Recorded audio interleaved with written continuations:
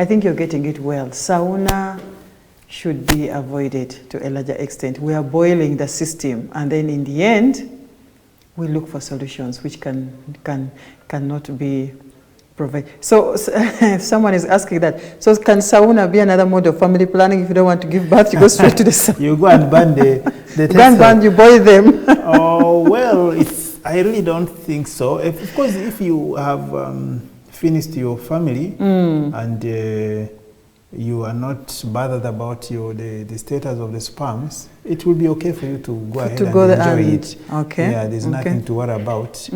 But to use it as a method of family planning, well, its effectiveness we still don't know. Okay. Yeah. Yeah. Thank you so much, Doctor. So after all these challenges and signs and symptoms of infertility, are there some possible ways of treating or giving some men some hope, yes, especially those who inherit? Let's leave alone those who burn it intentionally or ignorantly, but those who inherit and grow up with it. Are there some treatments? Yeah, there are treatment options. There are a number of treatment options available.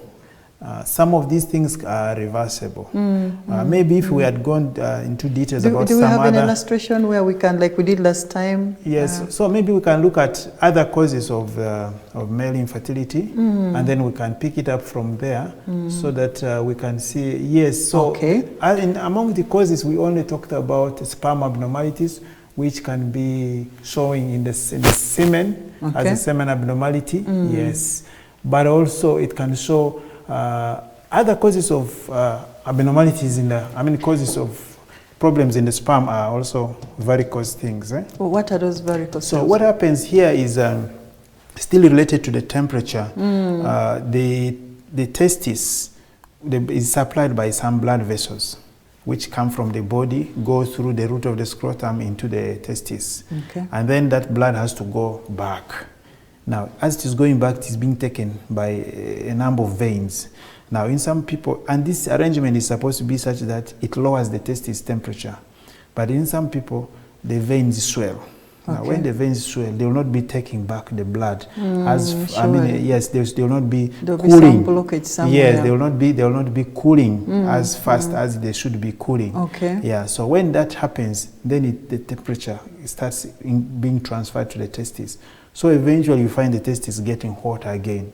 Yes. So when the testis gets hot, then you'll disrupt formation of the sperm. So it is very important that if somebody has an issue with conceiving, that part is examined by the doctor very well. Okay. Yeah. And then another thing we also need to look at is damage to the testis. Now, we need to mention this because some of the social activities actually do result into this.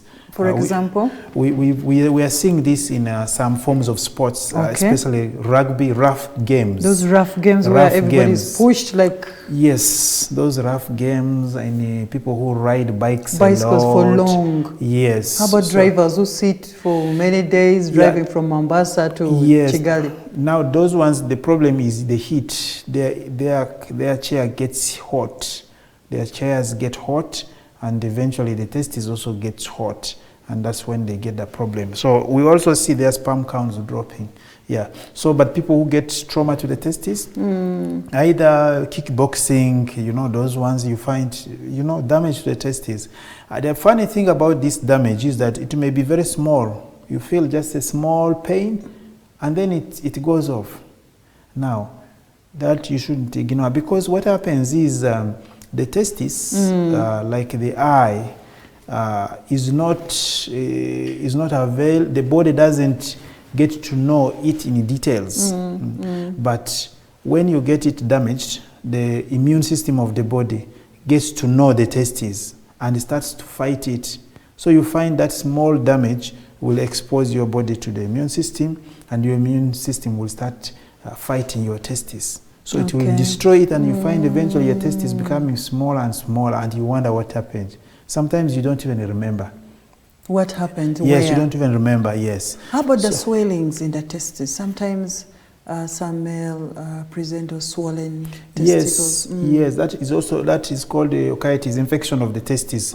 It's one of the causes of infertility in men, actually. So untreated infection of the testis, either it's virus or caused by virus or bacteria. So these things should not be ignored, because if you treat them, you can prevent the long-term effect on somebody's fertility. Okay. And then we also have hormone-related issues. Yeah, because the reproductive system is controlled by hormones, right from the brain and even into the testes. Some people are born with some hormone issues, or some of them acquire those hormone issues later. Some of those show out. Now, one of the most important things I want to mention about the hormone issue is there are people who use quietly recreational hormone medication.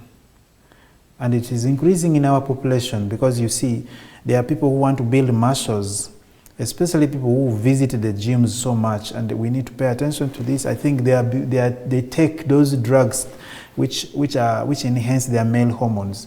And unfortunately, these male hormone enhancing drugs, which you take from outside, they suppress the inside ones, and so they reduce your sperm count. Yes, so we are beginning to see some of those showing up. So you find somebody is very muscular and with beards and is bouncing. But down there, nothing. You find the sperm count is negligible because of that.